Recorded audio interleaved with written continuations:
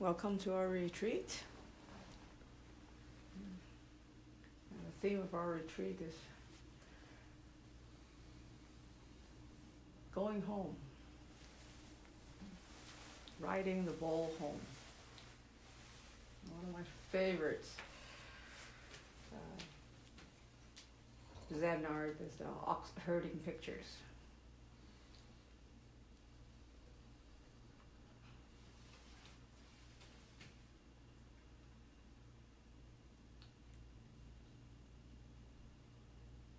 I came across Zen,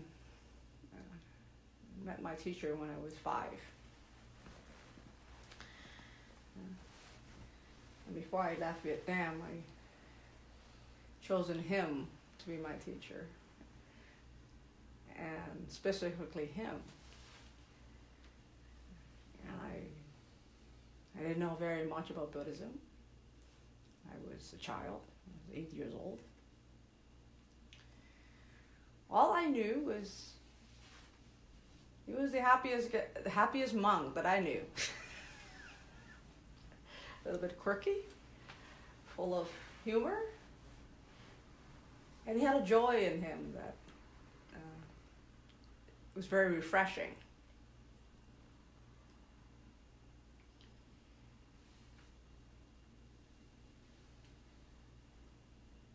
So, some years later, I decided to choose Zen to be my main path. I put on the robe and I started to meditate.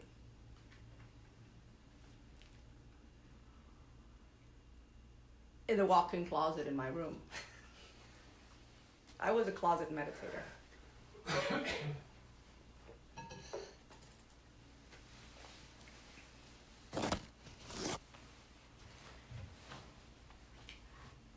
Why did I sit in the closet? Because my whole family was practicing Pure Land Buddhism. And as you know, Vietnamese Buddhism is ecumenical. So you can go to one temple and you would have people practicing Pure Land. There's a monk that specializes in Tantra. There's another one that specializes in Zen. I mean, we got the smorgasbord in one temple. My teacher was one of those monks that practiced Zen in the temple that my mom took me to. And all the Pure Land monks didn't like him very much because all he did was sit around.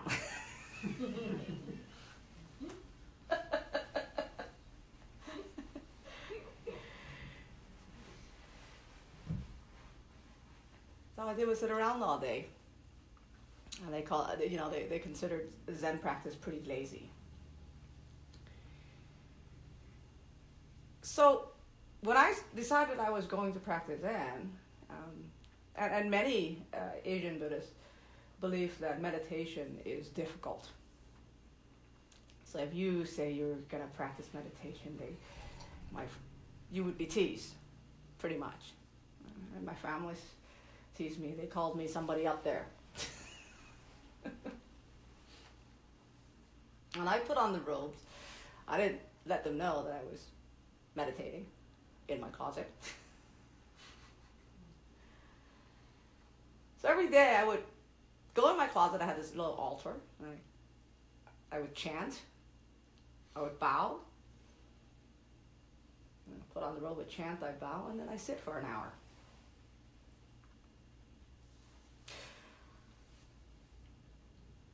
And that was my routine every morning for a long time. I was meditating in my closet for many years. My family didn't know that I was practicing Zen.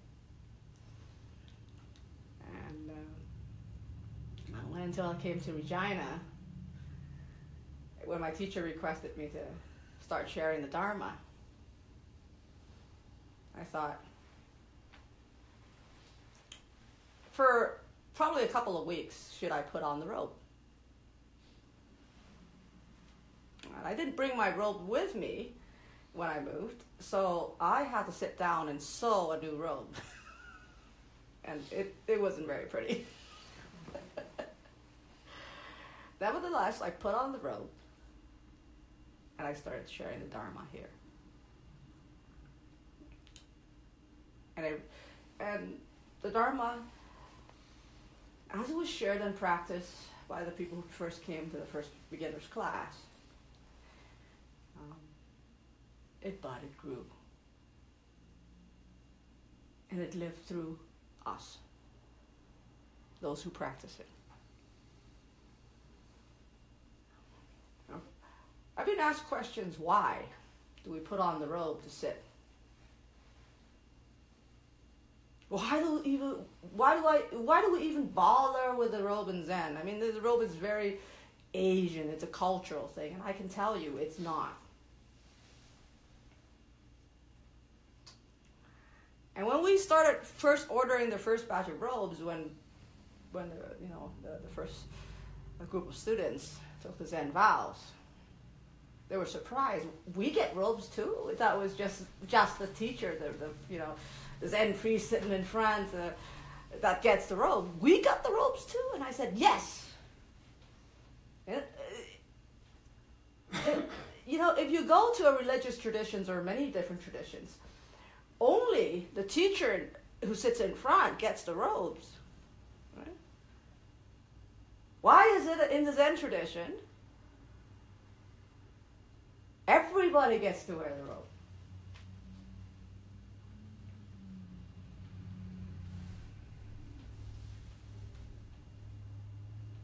Because the robe represents to us our practice.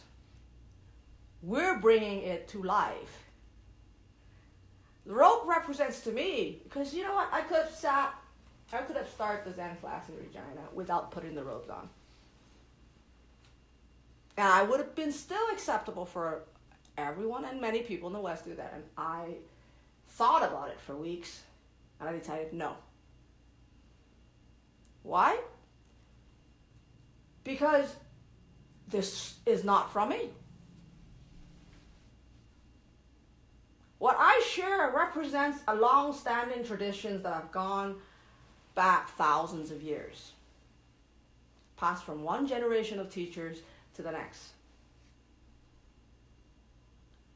It's a tested method that has been tested through one generation to the next, to the next, to the next, that they have brought this practice alive, and like an alchemical process, turn their suffering into peace through this method. And it's very humbling to put on the robe. Why? Because you know you don't own it.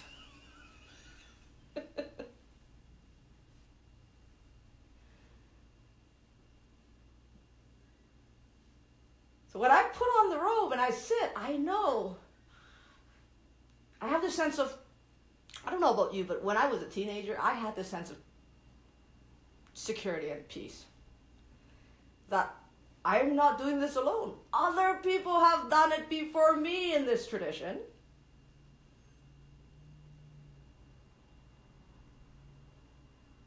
And I'm not alone.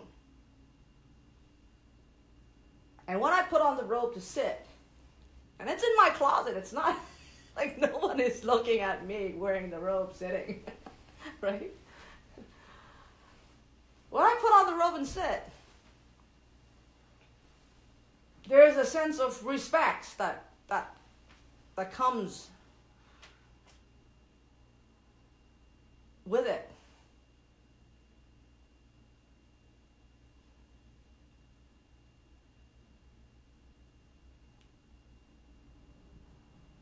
A respect for the practice. A respect that for the time that I sit down and I'm testing, experimenting my own consciousness, following a long-standing, time-tested tradition that has been passed down.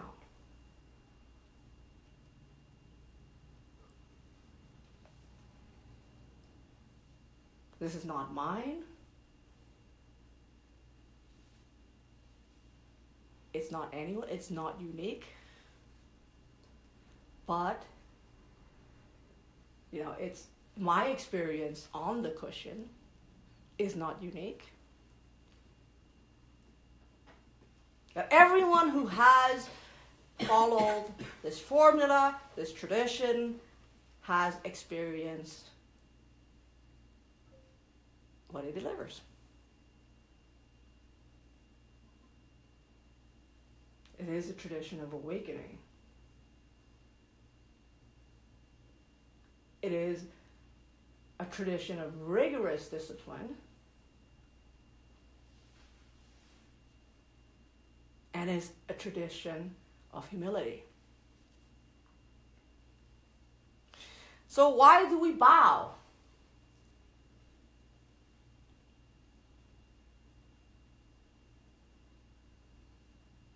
Why do we bow? We bow to express our humility, to remind ourselves that humility is the ground of peace. Without humility, there can be no liberation.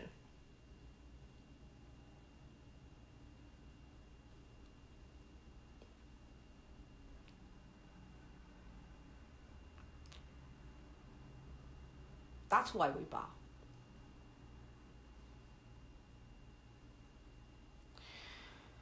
We chant, and I haven't done a lot of chanting here.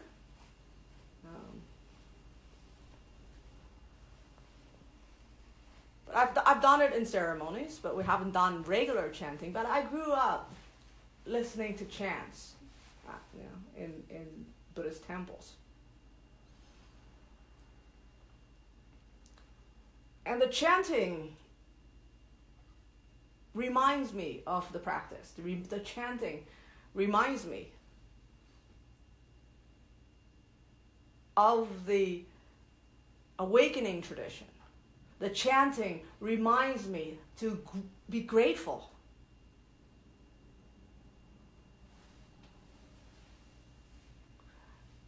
The chanting, the bowing, the robes are all practice of humility, gratitude, and respect. Well, there's nothing in it for the ego. And that's why in Zen, when you take the Zen vow, when you take the precepts, you're given a robe.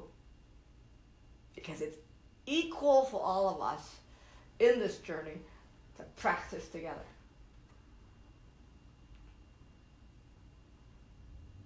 It's not special.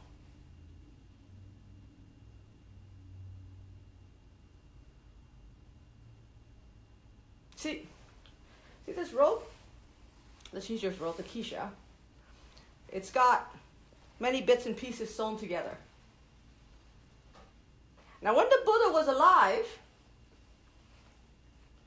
how he made his robes was that in India, when people die, they would use cloths to wrap the body up and bring it to the forest and leave the body there. They didn't bury them. The Buddha and his monks and his monastics would go there, take the pieces that people wrapped dead bodies with, wash them, sew them together, and make the robes. Why did they do that? When the Buddha had a lot of wealthy patrons who was capable of donating all the clothes that he needed, why did he do that? And why did he ask his students to do that?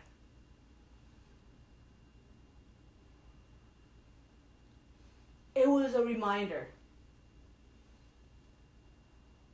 It was a reminder to live in simplicity. To save, pieces of things that people threw away.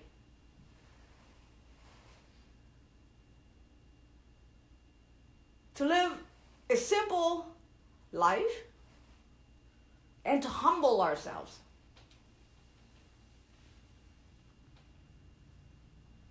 And that's the kisha that the Buddha wore. So in the Zen tradition and in many Buddhist traditions, it's still made the same way, taking pieces of separate cloth and woven together.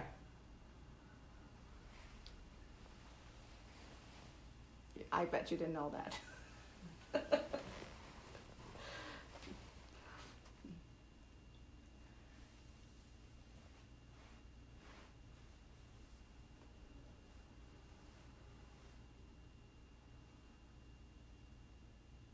When we come to the practice, like me when I started, we have this idealization.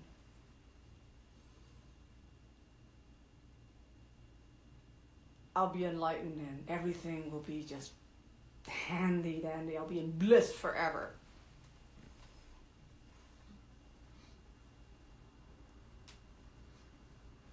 I mean, I was a 15-year-old kid, right? It's okay to have that kind of, kind of fantasy, but the truth is we all come to a spiritual practice with the same fantasy. Why? Because we realize that what you see out there is suffering. So we want to escape it. And go to this place of bliss. So we imagine what the Buddha taught, the end of suffering is this place of bliss. We're going to just go in there, and I imagine somebody was sitting on a cloud, maybe it's somewhere up there on the clouds, and you just go there and you blissed out and all will be all right and forever and ever, and you kind of hit that mark and that's it. I'm there.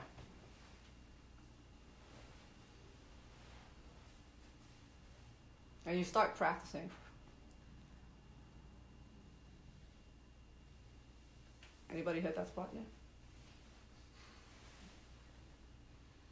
Come on.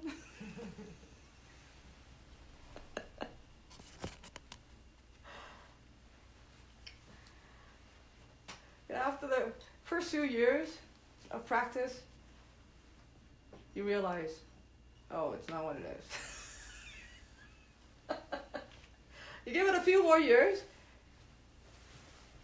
and you realize, oh, it's very different from what it is.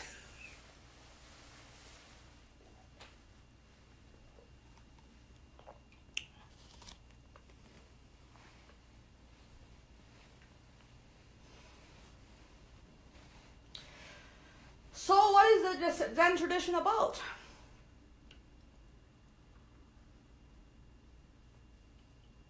All the mistakes about the robes, the cushion,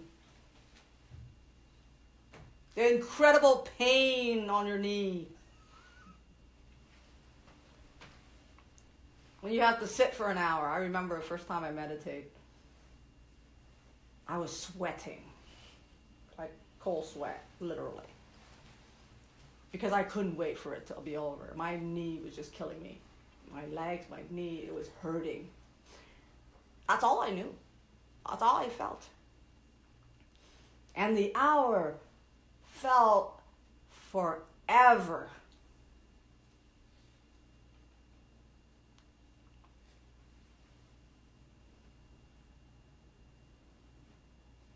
It's almost 30 years ago, and yet I'm still here. My leg still hurts.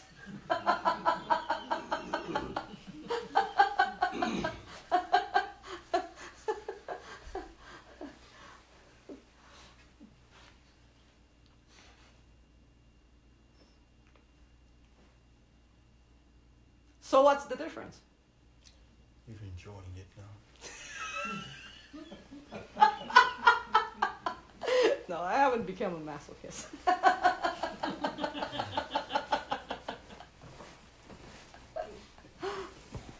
You don't take it personally. Yes.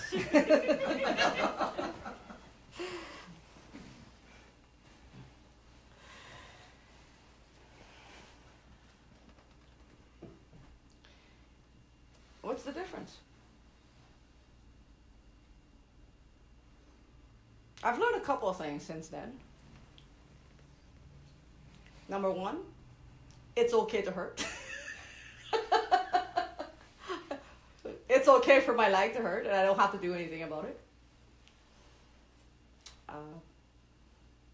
Number 2.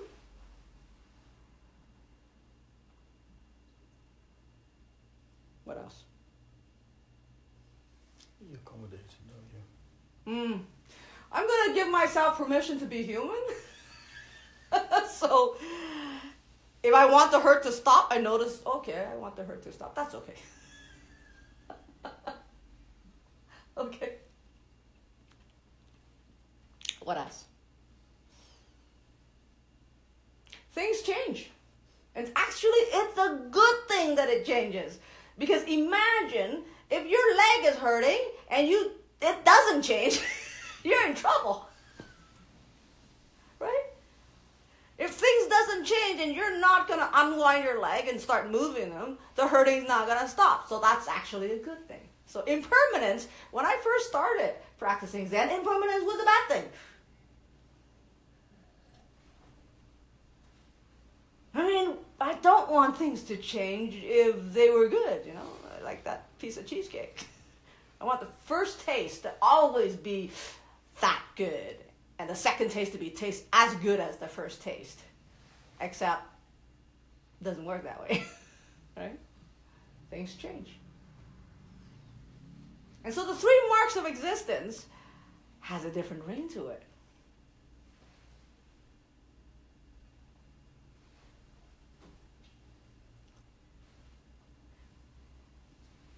So impermanence became a more positive thing.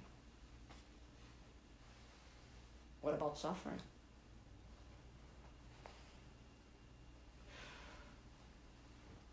What about suffering? Well, I started to realize there's a difference between pain and suffering.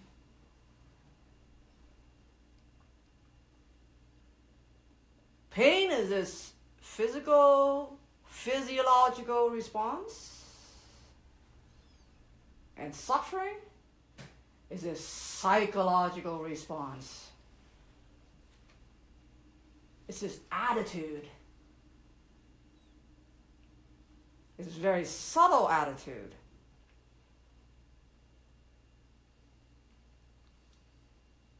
Of wanting things to be different than they are.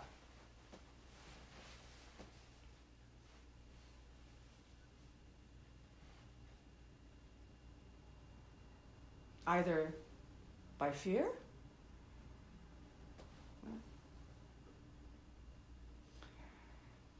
grasping, desiring, anticipating, avoiding, denial. There's so many ways of doing it, okay? That is the many faces of suffering. But pain, the leg's hurting, so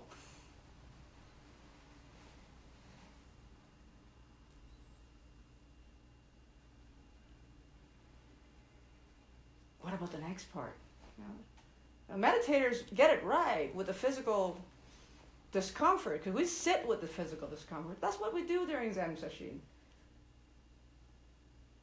We get together in groups, so we get so embarrassed about moving. So we force ourselves to sit with the physical discomfort, right? Because we're sitting at home by ourselves. Oh, it hurts. Okay, let's go. Correct? That's why we're sitting together in sessions. We can't trust ourselves to be disciplined enough to kind of, tolerate what is. To sit with the discomfort. Because we love to seek comfort. We love to seek satisfaction, reward. We avoid discomfort. And in the Zen session, you sit for hours and hours and hours until your leg hurts, until your mind numbs with the pain. Till you couldn't feel your legs anymore. I don't know how many people have gone to meditations like that. I'm sure there's quite a few of us here then, right? That's why you sit in a group. Pressure cook away. Oh yeah, pressure cooker away.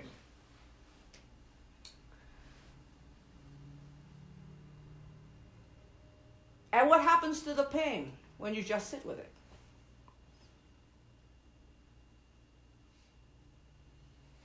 You get that space. You get that space between the pain and the awareness of the pain. And suddenly the pain diminishes. It's still painful, by the way. It's just not personal anymore. Yeah? And suddenly there's peace in that pain. I know it sounds strange. It's not at all what you think it is. It's not masochistic. Because masochists actually enjoy the pain. We don't enjoy the pain. We just feel the peace, right? Surround the pain. And it's okay.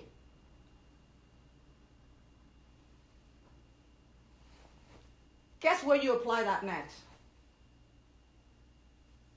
Emotional pain.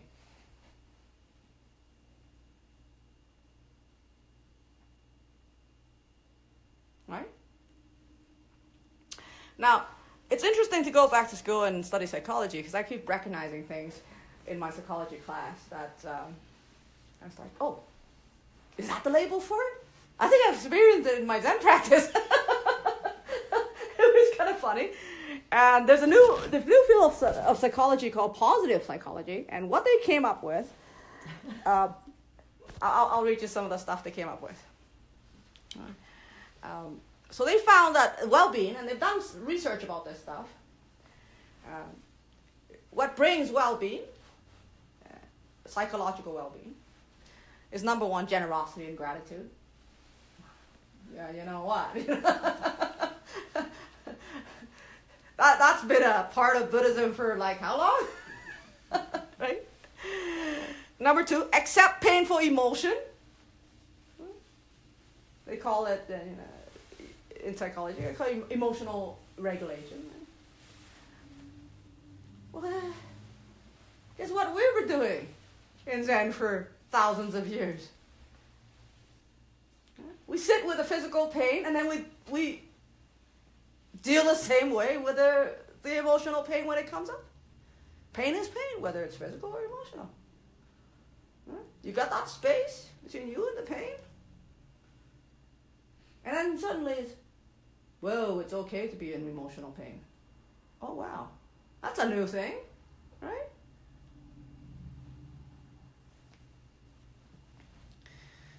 Quality time and connection with others. That's what positive psychology found. Quality time and connection with others. Well, guess what? That's what a Sangha is. I'm telling you, the Buddha is brilliant. Regular exercise and simple living. Wow. It doesn't get any simpler than 3 robes and a bowl. And you're walking all day.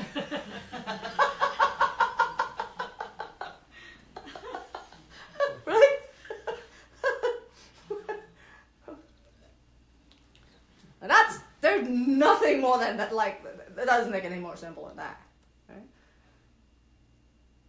So I talked to one of these monks who used to practice the traditional way in Vietnam, and he'd like go for alms, and he doesn't. He used to, when he was younger, he didn't live in any particular place, so he'd go begging from, one end of the country to the other end, and he would sleep under trees, just exactly like what the Buddha did before.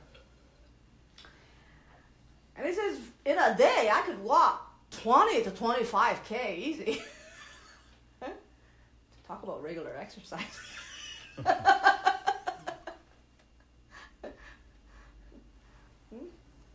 Simple living. You eat once a day. Oh, by the way, they found out that, fasting is very good for you. If you're only eating once a day, you're fasting every day.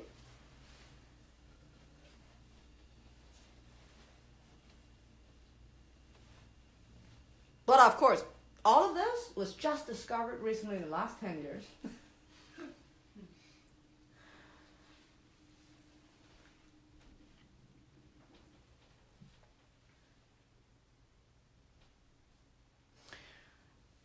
There's one thing that psychology hasn't really have a full grasp of yet, is consciousness.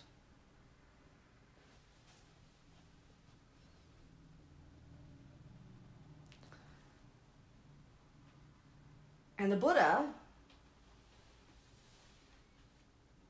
and many Eastern traditions, have mastered this part.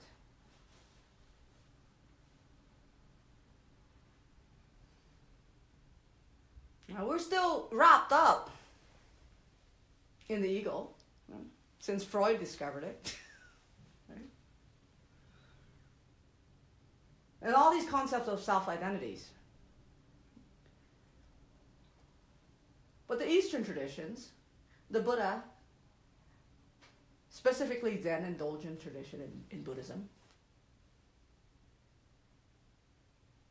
focus on the mastery of this. And I think in psychology they call it transpersonal psychology. It's not very popular. Nobody wants to know that they don't have a self.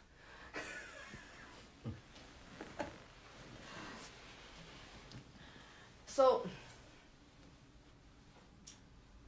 this weekend I want to share with you and bring to the forefront our practice. The experience that the Buddha is talking about, that we are without a self.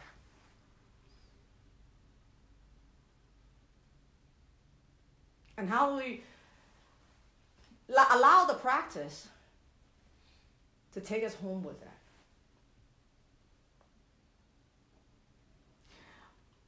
The funny thing about it is that it's so simple.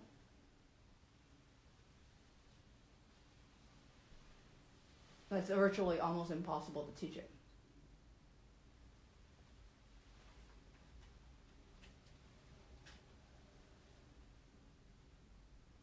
However, the funny thing is most of us have already experienced it, but we don't remember it. Why? Because the mind is so great at co-opting anything that doesn't have a mental concept attached to it. You see? Because you can only remember things you can only remember form. You can't remember stuff that's formless. Huh? You sit in this room. Do you notice the space?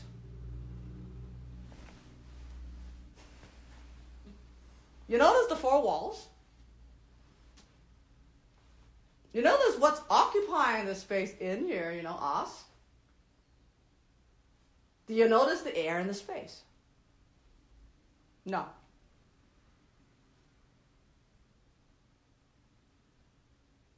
And our Buddha nature is sort of like that. It is so ever present. It is always there. It is formless, so it's not very obvious. So you notice all the content. Just like you know all the content in this room and the four walls, but you don't know the air and the space in it.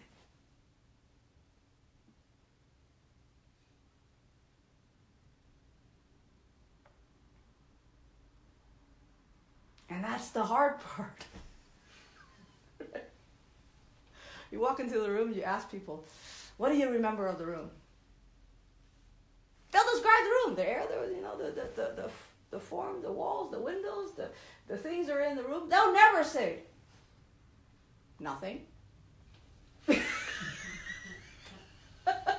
I remember the room has nothingness in it. It just doesn't happen. You don't remember nothingness. It just doesn't register. And that's the thing. It's not obvious.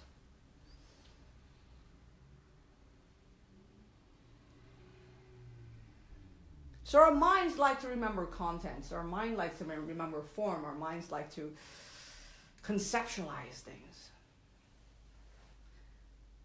And the Buddha says, none of these things, and we would try to conceptualize, are real.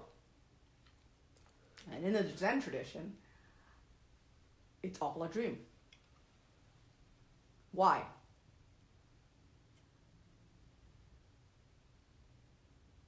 Well, I'll use psychology terms since I study a little bit of psychology. We remember the 12 dependent origination, right? We got the original, ignorance, and we've got the skankas, and then it started to go into name and form, and it starts to chain, right? Well, if I can simply put it, it's the first thing happens is wrong perception.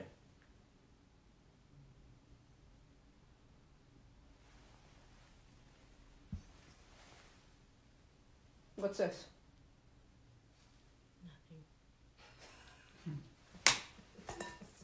Nothing. It's a hat. You see, you can label this however you want it, right? It's a bell. It's a bowl. I can eat with it. There are so many ways to label it. It's a hat. Not a very comfortable one.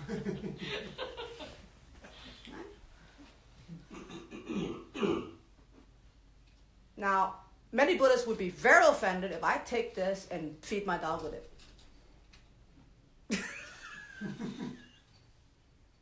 Matter of fact, my mom would really give me a field day. Right? We attribute meanings and labels to everything that we perceive. And with those labels, we distort reality. And this is what the Buddha calls ignorance. Except it's so automatic now that we do it automatically without even noticing it, without even having to think about it, without exerting any effort. Who here has traveled to a new country? Yeah, you traveled to a new country before. Have you come across stuff that you've never seen before? Yes. And you would go, what's this? And people in that country would tell you what that label is, right? And what it's used for. Right? But until you're told, you don't know what that is. It's just whatever. Right? And as soon as you put a label on it, oh, okay, so it's that. That thing just became dead to you. Because you're fixated in one perception. Okay? This is my dog's bowl. Yeah, my mom would kill me. I used to put, a meditation bell and feed my dog with it, right? Except the bowl itself, right? It doesn't mind. And neither does the dog. And neither does the dog. Right? One young man, the Mormon elders, they came to my house and I invited them in for a dinner and they asked me. It was an interesting dinner. One young man asked me, so what's holy for you? And I said, whatever you think it's holy. And he thought, oh, that's interesting. And he asked me, well, what's God for you? Well, the other guy started dragging the other guy out of my house. See, what is holy or dirty is how we perceive it, how we label it, how we condition it, how we collectively dream of it. Anyone has a piece of plastic in their wallet? 50 years ago, that piece of plastic, it's completely useless. You show the piece of plastic 50 years ago, and they would, people would say, "What is this?" Well, we buy coffee with it. What?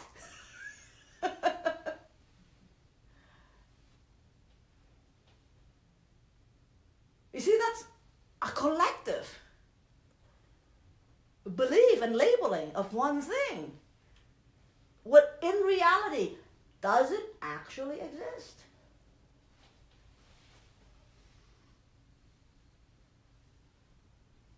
Does it?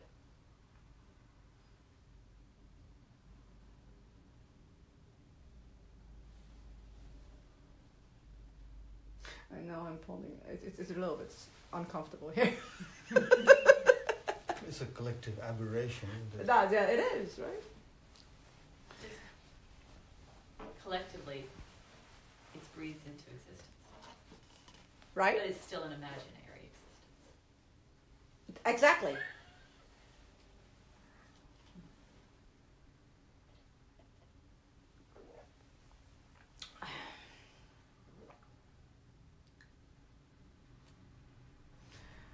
So,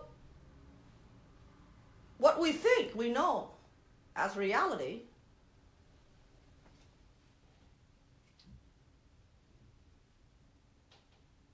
it's actually not entirely true.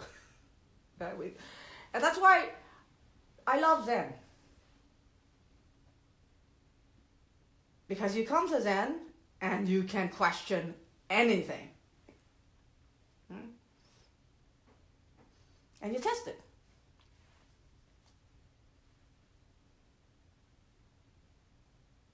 And the testing ground is your consciousness in you. So when the Buddha says suffering,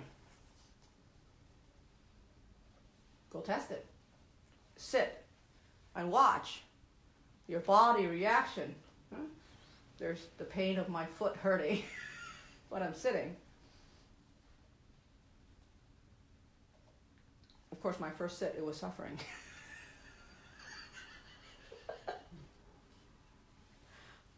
Now it's just pain.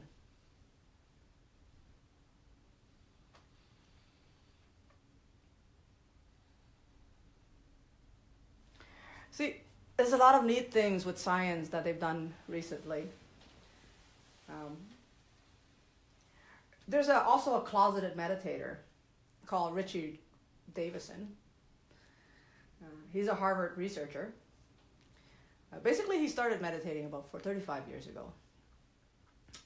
And of course, he's not telling his colleagues that he went to India and he learned meditation and came back and do it every day. Because if he was telling his colleagues that he was, meditating, they thought, that's it. Your psychology research career is over. So this gentleman brought in, probably about 15 years ago, probably 10 monks. He brought in 10 monks from India, sent by the Dalai Lama. I mean, these monks have had 40,000 hours of meditation. I mean, they are the Olympian of meditators, right? These guys are accomplished yogis who go up, professional yogis who go up to the caves and lock themselves up and meditate for years and years and years. And this is very similar to my teacher. He went away for 10 years. And what Davidson did was he scanned this guy's brain. He puts him into fMRI, and he's testing all these people like guinea pigs. Because Richie Davidson had been a meditator himself, and he's went to all these retreats, and I don't know about you, but before, when I went to retreats, and I come out of retreats, I have this high, Who has a retreat high here? Yes. The longer the retreats, the longer your high when you get off it, right?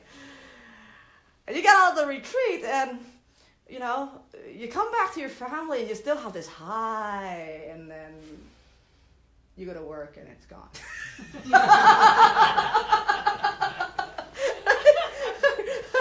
or if you're a little more unlucky, you run to your spouse and it's over. Right?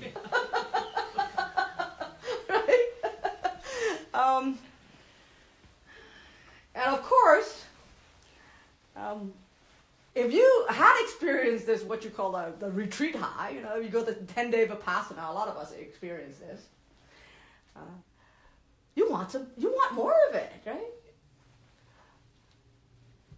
You want it. Except it's very fleeting.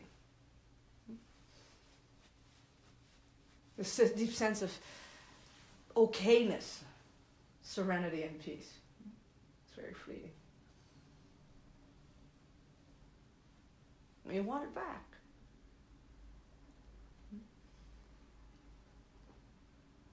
So you got a couple of things to do. You either say, okay, accept the fact that I'm never going to be, totally enlightened. Either you accept that, and you just say, okay, I'm never going to be totally enlightened, so I'm going to do what I call suffering management. Okay? So as long as my anxiety doesn't go crazy to the other side where, I'm going to spew my suffering all over people.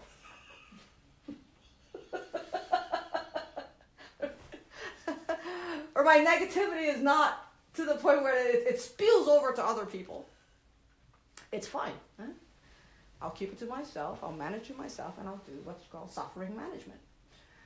And, once in a while, I'll go to a psychotherapist if I need them to help me with suffering management. And some of us are okay with that.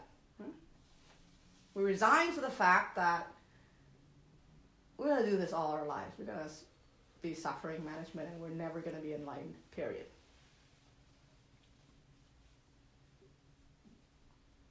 And you got the seekers. Oh, the seekers. They want it back. They want that experience back. So they're going from one retreat to another, to another, to another. Right? Looking for one enlightened gurus to another. Give me Shaktipat. I want to feel that bliss. I want to feel that serenity. I want to maintain that. And in seeking it, that's probably the best way to not get it.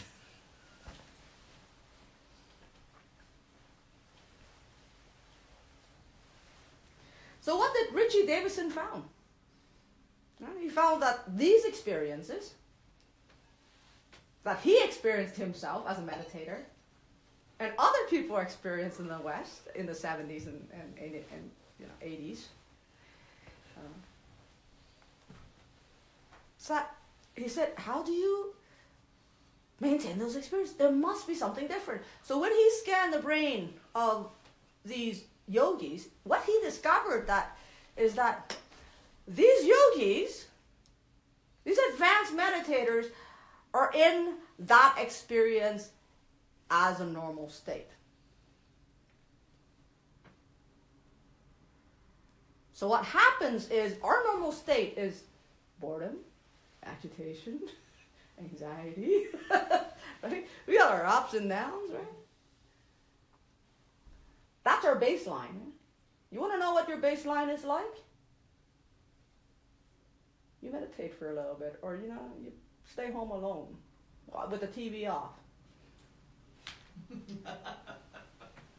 Get somebody to take away your phone.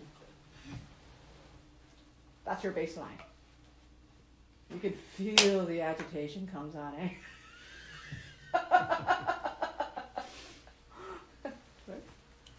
That's our baseline. Well, the baseline of these advanced meditators that Richie Davidson found was this, what you call a alpha wave state of rest. Every night when you go to sleep, about an hour and a half into your sleep, you go into this deep state of rest. And there's these waves in your brain. I forgot what they called. I think it's alpha waves. And Richie Davidson says these meditators are in that consistently. So instead, they're not altered states for these meditators, they're altered traits. They have become their baseline of existence.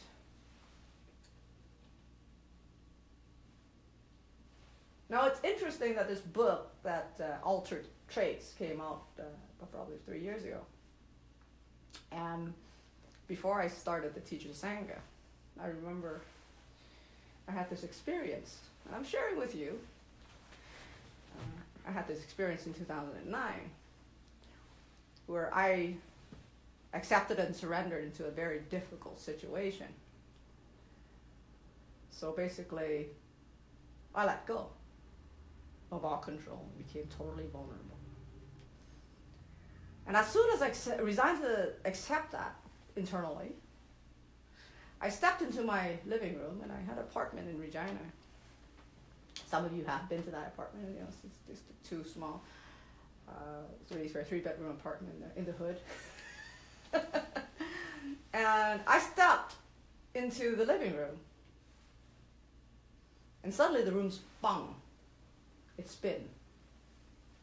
And I felt this energy just went whoosh, right on top of my head and out. And everything just emptied. And for the next 2 days, I was talking, walking, laughing, cooking, doing regular stuff, but nothing was moving.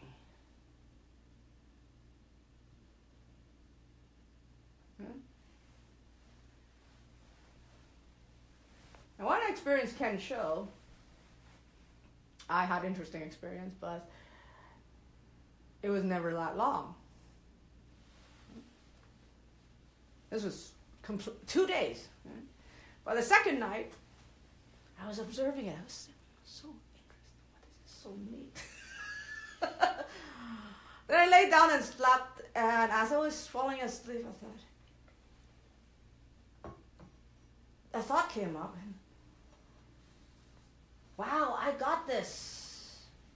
Next morning I woke up and it's gone.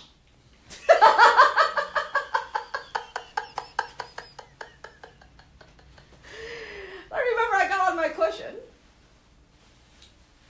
and I looked at the wall and I had this deep sense of dissatisfaction and disappointment. And it was inside, internally, my whole being was saying, God, no.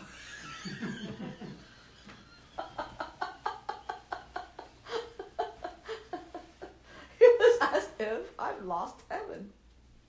You know? Then I called my teacher and I described to him what happened. And I grudgingly said, I can't believe it. I've lost it. I was literally crying. And he compassionately laughed. He said, if you didn't lose it, you would have been the living Buddha, silly girl.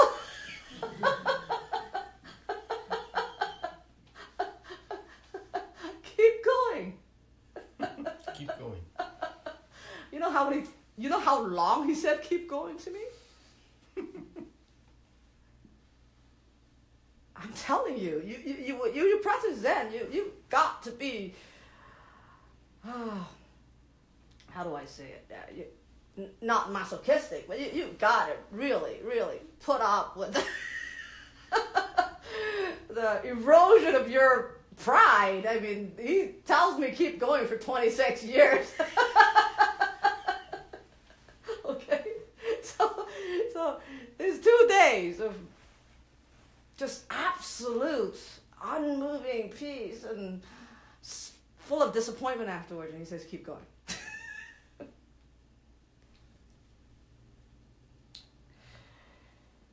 So, this is some of the experience that I'm going to share with you this weekend.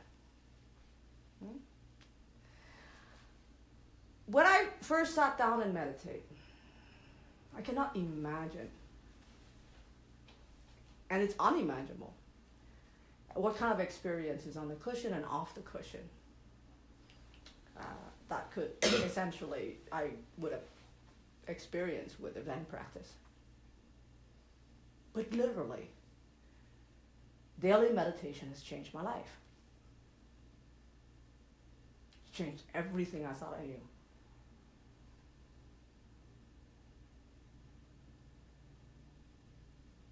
And the reality you thought you knew.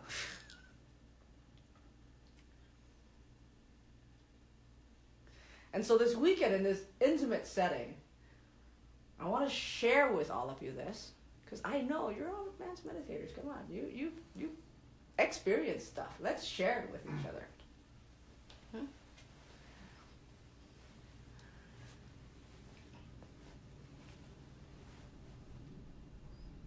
And by the way, it took me 13 years to Kensho.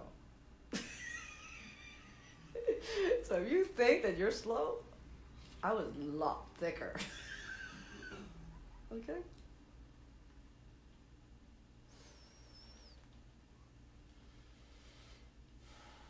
Yeah. Dylan's like, yeah, you're thick.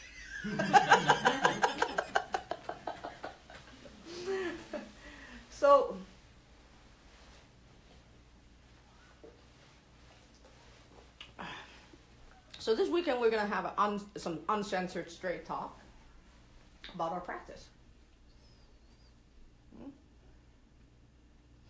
There's a lot of things that Zen teachers and Zen masters don't talk in public. Why? Because until you get on a cushion for a number of hours, you're not going to know what Zen is. It's literally in the doing.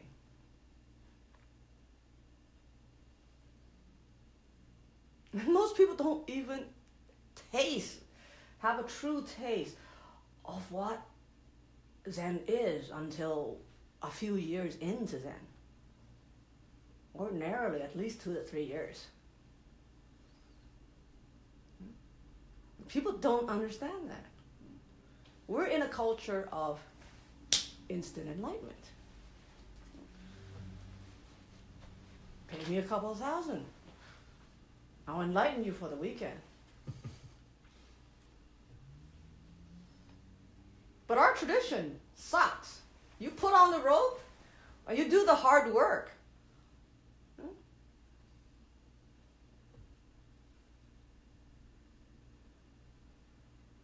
And you struggle on the cushion. And you face everything on the cushion. You face all your fears. You face all your delusions. You face all your illusions. You face your denial, and that's the hardest part. You know what? The denial part is the hardest part. Because, man, when your teacher tells you the truth, you're like, no, that's not it. Right? It's not me. Can't be happening. That's the hardest pill to swallow.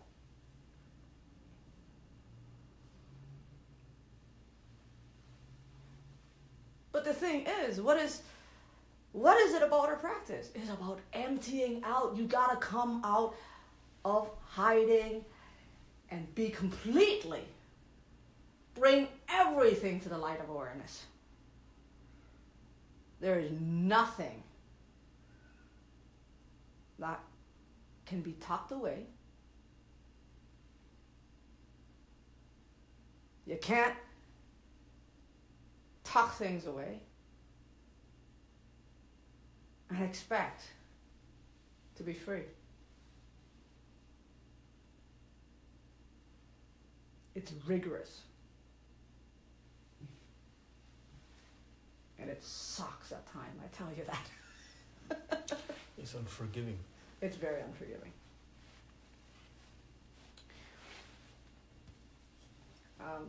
It is probably the original form of exposure therapy. Right? So the Buddha talks about the corpse meditation. You know, you sit and you watch a corpse, you know, in the forest, and they used to bring the corpses to the forest to rot, right? They didn't bury them in India. So you go into these forests where the corpses are rotting, and you sit and you meditate on it. And you're facing your own, death. Or you're sitting there and watch the rotting of the corpse.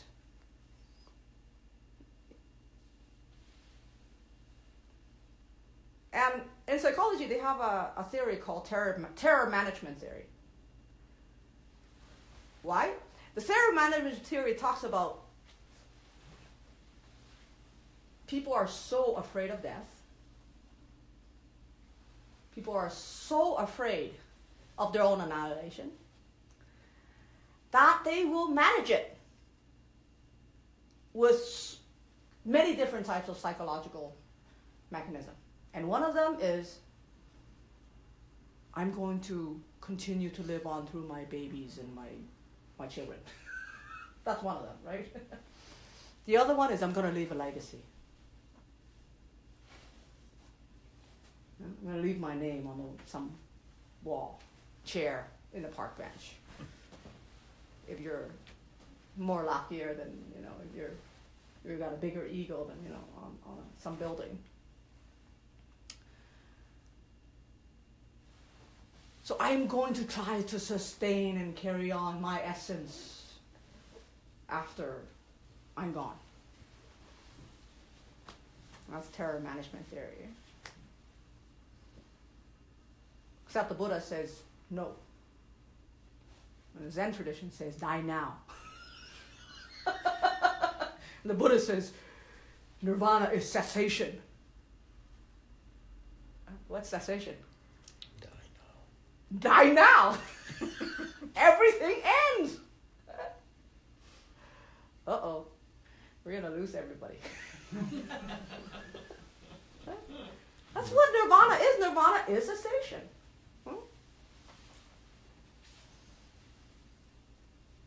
But of course, if mindfulness teachers explain that to people who come to mindfulness class, guess what happens? They only come for the first lesson. Yeah, exactly. Right? So,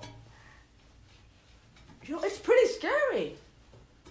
Because we're so identified with our identity, with our ego, with our dream state, that when we're confronted with this kind of thing, the first thing that comes out is fear. Your hair stands on the back of your neck. Your guts start coming together. It's like, what? Cessation is death now? Die now? Huh? That's nirvana? Really? First you come to Buddhism and they're so depressive, they're saying, all life is suffering. And the next thing they say is, there's nothing solid. Whatever you got, it's moving. No self. And then there's no self. And what? There's nirvana. Die now. Oh my God! Okay, who here wants to be a Buddhist? Honestly, it is the most depressing thing you come across, right? Well, we're going to explore this week, and I'm going to share with you that it is, in fact, not the most depressing thing. It's the most real. It's the most ultimate reality there is out there, and it's the most liberating thing there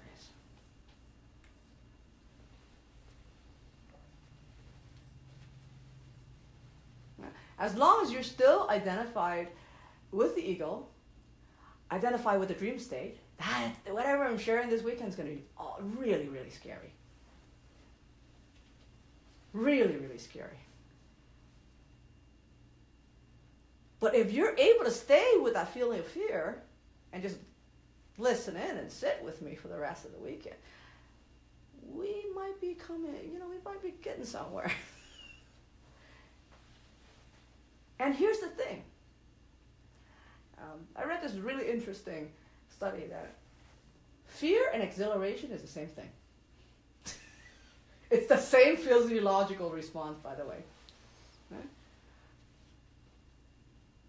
So, when you're a kid, being afraid of a ghost gives you the same exhilaration as going on a roller coaster.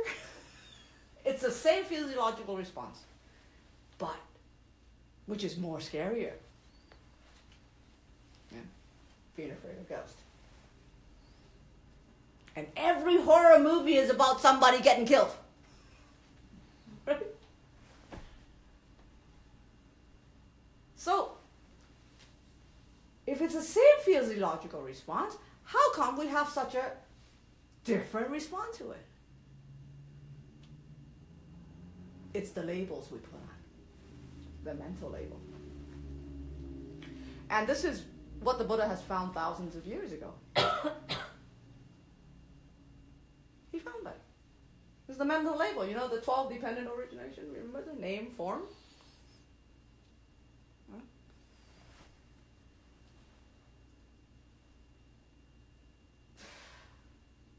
So let's sit, explore our inner realities.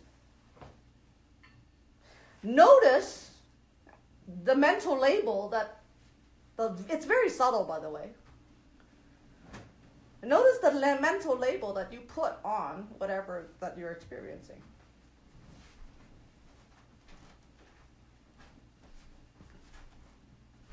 And if you can relax and remove those labels, notice what happens.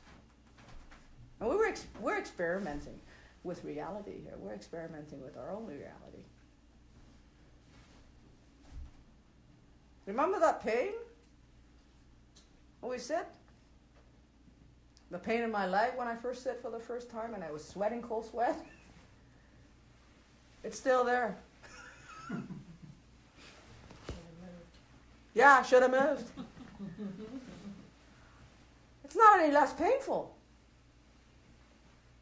The difference is I've got different labels for it. What's even better is you have no more labels for it.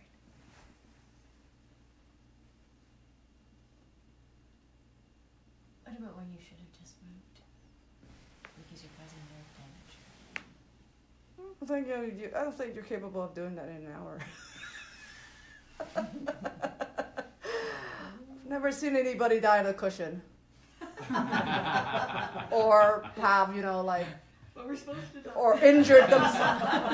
Yeah, I mean, not physically die, right? If Zen meditation came with a warning, right? Be careful of your health. Yeah. Sitting on the cushion could be hazardous to your health. You might become incredibly happy.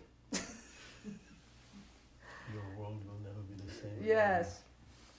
So I've never come across anybody who's got any sort of illness or ailments from meditating on the cushion. I have. You have? Yeah. Really? 2 numb toes in my foot from me sitting. I don't know how long. Well, I think you need to massage it when you come out. Remember when I taught the class before, beginner's class, you have to massage your foot properly when you come out. Right, but that doesn't.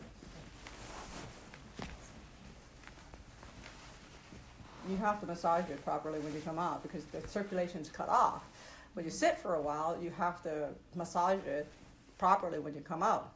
Right. Right. I also talk to neurologists who say, like in yoga class, where when people have tingly fingers because they're tight through here and they're stretching there, and they talk about, well, as long as it rebounds within a couple minutes, then it's okay. We're not holding anything for an hour. But it didn't happen for me. Really? Did you get it checked out? No. Because I've never come across anyone who actually have any sort of problems with sitting. I mean, I even know people who actually, because of their posture, they actually fixed their disc. Because they were sitting straight posture. So they fixed their kind of like, disc that was kind of out of alignment. But you got to do a lot of hours to be able to for that to happen. I know a couple of people that happen. But I've never seen anybody physically actually having any major problem with sitting, right? But basically, if you sit half an hour, it's usually nothing happens. I sit a little more rigorously. I sit, an hour, and at times when I do on long-term retreats, 2 hours at a time. But, not everybody does that. And most people, if they're sitting half an hour, I've never encountered anybody having any problems. So you need to get physically checked out. It was a long time ago. Does it still happen now? It took about 5 years, but it's gone now. Oh, good. Oh. Maybe it wasn't nerve damage. I don't think nerve damage fixes itself. Yeah, if it's nerve damage, it's permanently damaged. It doesn't fix itself, right? What I can tell you, that changed for me, and changes for people, especially Richie Davidson had found out, is that meditation changes your brain in very specific ways. It creates new pathways, doesn't it? It creates new neurological pathways. And I will share with you some of my personal experience that I haven't really shared, because a lot of these things are shared in private between teachers and students. And since we're all advanced practitioners here, I am going to break the rules and just spill the beans this weekend. And it's not unique just to me. I mean, I've come across many Zen masters who experience kind of the same thing that I experienced. So it's not unique. It's esoteric. It's esoteric, but it's not unique. Okay? But if you meditate, if you really, really commit to your practice, an hour a day,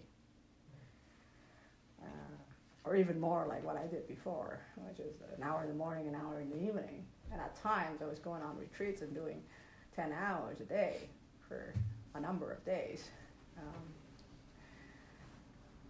You will get the same experience, pretty much along the same line. And I know some of you already had that here, because some of you go on retreats like so many times. So we're going to sit, and then we'll see you tomorrow. Sit for how long? We're going to sit for 45 minutes. Bathroom.